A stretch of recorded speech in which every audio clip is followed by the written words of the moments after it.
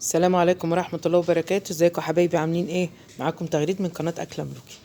النهاردة اللهم بارك عندنا عشاء عروسة، مش أي عروسة، ده حبيبة قلبي، أحلى عروسة في الدنيا. ربنا يتملها على خير يا رب ويجعلها صالحة عليها يا رب. كان عبارة عن ايه؟ كان عبارة عن بط، وعبارة عن رز بسمتي. هنسمي بلا ونبدأ مع بعض. عملنا ايه؟ طبعا معانا البط كنا ناقعينه في محلول نقع، بعد طبعا ما غسلناه ونضفناه حلو قوي من الريش بتاعه. وبعد كده هجيب بصلايه واحط لها ملح وفلفل اسمر، وابدا بقى ايه اعمل المرتة بتاع البط. الصدر بتاعها بغرزه كده بفتحه عشان خاطر ايه تتبيله تخش في قلب الصدر بتاعي يبقى كله واخد ايه نفس الطعم. مسجها بقى كلها كده جوه وبره، كلها اعملها بايه بالمرتة دي اللي هي البصله وملح وفلفل اسمر وحته زبده. تمام يا جماعه. يعني جبنا البطايه غسلناها حلوه قوي، وبعد كده نقعناها في محلول نقع، نقعتها بتاع 4 5 الانسجه بتاعته جامده غير الفراخ، فبتاخد وقت معايا في محلول نقع. ميه وملح وسكر ما انتوا عارفين. هنا غليت الميه وهبدا بقى ايه احط البطايه فيه. وطبعا وبعد كده احط بقى ايه البوكيه جرنيه بتاعها، بصل طماطم جزر، وابدا احط بقى التوابل زي ما انت بالايه الشرب عشان ما تغمهاش. تمام كده خلاص. معانا البطايه بقى والعطريه بتاعتها، كبابه صيني وحب فلفل اسمر قرنفل وروزماري، وكان ايه تاني ورق لورا وحبهان ومستكه، يعني تظبيطه حلوه كده. هنا معايا بصل ومعايا اللحمه ومعايا فلفل الوان ومعانا جزر، وهحط توابل ملح وفلفل اسمر وبهارات لحمه. فقط بوريكم دبس رمان والصويا صوص بس بحطهم في الاخر، بخليهم لما التعصيجه بتطلع معايا. معلش يا جماعه الصواريخ بقى، كل سنه وانتم بقى، والشارع عندنا بداوا يجيبوا الصواريخ. كل سنه وانتم طيبين يا حبايبي. ينعاد عليكم بقى ايه العصاج بتاعنا. اعمليه بكذا طريقه. بص انا حطيت كل حاجه حوالين بعضيها دي مع بعضيها، حطيت لها الزيت بتاعها وسبتها. لو انت معاكي ممكن ما تستغني عن الزيت خالص، ما تحطيش خالص زيت. ايه تاخد وتدي مع بعضيها. تمام. هنا بوريكم الشوربه شغاله معايا البطايه ما شاء الله تبارك الله.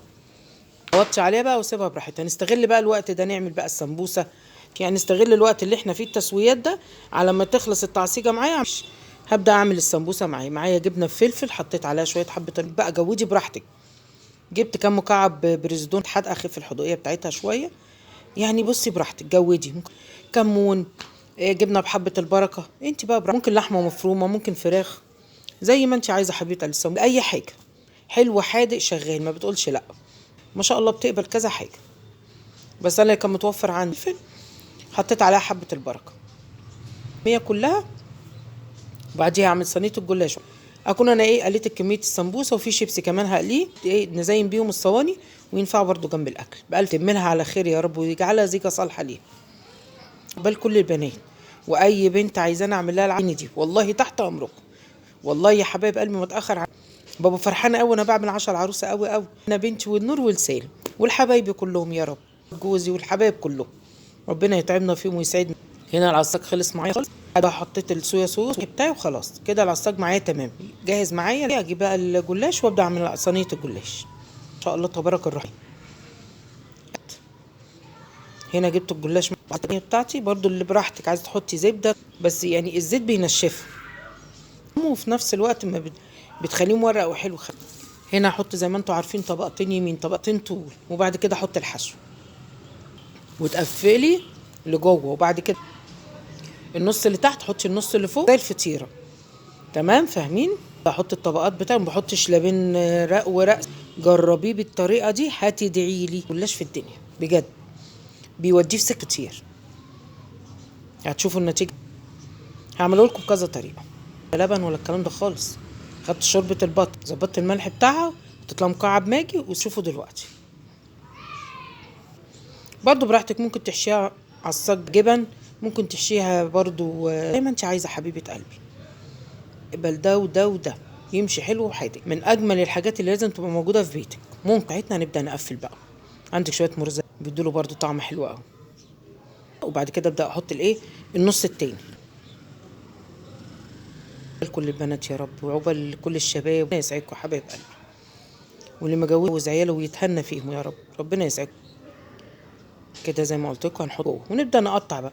انا بقى ايه يعني وانا لو قطعت الجلاش في حاجه الاكل ملوش كتالوج. مش لازم مثلا لو انا بعمل بيتزا لازم مربعه مستطيله مطوله، ايه الحاجه. انا دلوقتي هقطع تقطيعه تانية خالص، وكل مره بعمل صينيه الجلاش بقطع بس. عادي بقى، براحتك، جودي براحتك، بشكل حتى العين تشوف حاجه، مش بتاكلي حاجه غير. فاهمني؟ زي في البيت لما بتغيري في النظام. ما اعرفش في حد زيي ولا انا معروفه هنا ان انا كل اسبوع تلاقي الشقه عندي كلها هو اللي انا عايزاه بس. ربنا يديكم الصحه جميعا يا رب، ويحط البركه في بيوتكم يا رب. عملتها ازاي؟ كل مره حاجه مختلفه، مش هتقول في الاخر جلاش بس التشكيله تبقى تعجبك قوي. البركه حطيت برضو شويه ادوها شكل بيخليها جميله. حاجات بسيطه بس كده، طعم حلو قوي، بتوديه في حته تانية كده. برضو حطي في الحشو بتاعه بيبقى حلو قوي. ودي كده غيري زي ما اعملي اللي في مزاج. هنا سيحت 4 معالق او 5، سخنتهم حلو وهسقي، وابدا بقى اجيب الشوربه بتاعتي على الفرن طبعا سخن من قبل منها على 100 ساعه. بتطلع بصوا دلوقتي حاجه كود بنا وشفا يا رب، بألف هنا وشفا عليها. كده انا خلاص كده البطايه على البتاع ابو حاجه كده فل مرقه وهشه، وانت مش كانك بتاكلي جلاشه خالص الطريقه دي. وامانه عليكم تجربيها وقولي لي، اكتبي لي في التعليقات لما بصوا ما شاء الله تبارك الرحمن. هنا وشفا حبيبه قلبي على قلبي. ووريتكم برضو السمبوسه وهي بتتقلي، قلت طيب استوت حلوه قوي، طلعتها من الفرن وعندي عسل اصل مشكله يعني، هي البطايه مش هتاخد بالها يعني، فما فيش مشاكل. البطايه طيبه، انا عايزه الابيض لا عادي. ومعايا الاسمر وملح وبس فقط لا غير. احط الزبده وهقلب الصوص دوت الفرن برضو ايه تتحمر فيه. واللي احنا فاضل لنا الرز البسمتي فقط بتاعتنا. ببقى فرحانه فيديو الاطعام عامه وفيديو عشاء العروسه، ببقى فرحانه عامه. انا بحب الحمد لله، بحب المطبخ ليا نعمه.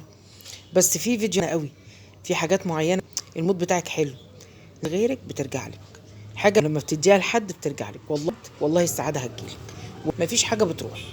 اوعي يبقى عشمان فيك او حد ردي، اوعي بجد يعني. ربنا يكبر بخاطركم ويرد في الخير. خير الناس انفعكم جميعا وجعلنا كلنا. هنبدا نعمل بقى رز البسمتي. زبده اول ما هتسيحها وبشره اول ما البصله مكعبين ماجي، واحط بقى التوابل الرومي، وبحط عودين قرفه. الرز حكايه بألف هنا وشفا بجد. كانوا شويه عشاء زين يعني تبارك الله. هبدا بقى ايوه والعيدان القرفه بقى كل ده مع البصله، عشان انا مش عايزه الرز لا يا دوبك هي وغسله الرز بغسل وبشتغل بيه على طول. ممكن اسيبه شويه 10 دقايق ولا حاجه، بس انا كتغريده انا بحب الرز البسمتي ده، مش عارفه عشان كده تحس ان هو هوا كده في المعده. هي في ناس بتعشقه، ما بتحبش طعمه حلو، وحلو في العزايم الافراح والحاجات دي. انا برضو يكسب معايا، انا يكسب. ابدا اشوح كل ده بقى واسقيه شويه، وان تتخيلوا بقى الجمال حسوا كده الاحساس التتبيلات دي والزبده. كان حوار بصراحه. بس بقى لي نصيب في لقمه بقى كل ده، واسقي بقى الشوربه بتاعتي حسوبا لاي حاجه من التوابل. النقطه دي خلي بالك منها. كده تمام. هبدا بقى احط الشوربه، تحطي نص شوربه ونص ميه، بسيب ميه بس ما فيش شوربه، ما فيش. ظبطي التوابل بتاعتك وظبطي خفيف وجميل. الشوربه بتاعتي الكميه بقى اللي انا عايزه، واظبط الملح بتاعه. هشغل عليه الاول وبعد كده بنوط بس. بص قطعت الحاجه بتاعتي اللي هزين بيها، ظبطت الحاجه بتاعتي. كان اصلا العشاء بتاعنا جميل وريحه حلو كده، وفين في حاجه تبقى مخنوقه فيها. لا يحس ان العروسه اللي نيتها طيب زيها والله. سلس كده وجميل ده. حوالي سنة. والله قبل المغرب يمكن انتوا هتكونوا كان لسه النهار طالع وخلاص ومكلماها وقال لها حاجه جاهزه معايا الحمد لله. دي اليوم كله فيها سبحانك نيه البني ادم. هي رب بص الرز ما شاء الله فل. كنت انا بقى بشرب، كنت نسيت احطها الميه بتاعته جزريه فيها وقلبتها. بصوا هنا عامل ازاي، بصوا كل واحده منفصله عن التانيه. بصوا كان حلو قوي، لون وطعم وريحه وكان زي الفل. بقى الصواني شوفوا بقى الجمال. حطيت الرز الاول وعملت شيبسي، حاجه بسيطه ورقه بس بألف هنا وشفا عليه. عملوا حلاوته هون كده. وعقبال كل العرايس وعقبال كل يعني يا رب ويراضيكم بجد كان قوي. اهم حلو لان البط لو الكاميرا ظلماه كان قوي. العسل مع الزبده كان حلو قوي. وهنا الجلاش ازاي كانها فطير. فهنا وشفا عليها يا رب. من انجح الوكالات، جربيها. بعد ما جربتيها والرز كان فيه شويه صوص نازل من الاخر كده، تبارك الرحمن كانت زي الفل. اوريكم في البلكونه البطايه جوه الاضاءه، لا هي متحمره حلو واخده لون حلو ومن كتاب. والعين لما تكوني بتعملي حاجه حاولي تغيري عملتيه قبل كده بتفرق وبتاخدي اجر اكل كده. بتبسطي ولادك وتبسطي جوزك نفسك، والله زي ما قلت لك في الفويل. هي حبيبه قلبي ربنا يجعلها جوازة العمر، تستاهلي كل خير. عارفه الميعاد اللي هتسلمي فيه حل بيتي، تبقي عارفه الحاجه هتاخد تسويه بيها، تبقي مجمعه كل حاجه عندك، ما تجيش وقتها مثلا، لا تبقي انت مظبطه، هترتاحي، هتبقي واقفه ليكي 100 100. هتجيبيها ورقه وقلم واكتبي كذا، حتى لو لبيتك، حتى انت عارفه مالك انت هتعملي ايه. اشوفكم على خير، مع الف سلامه.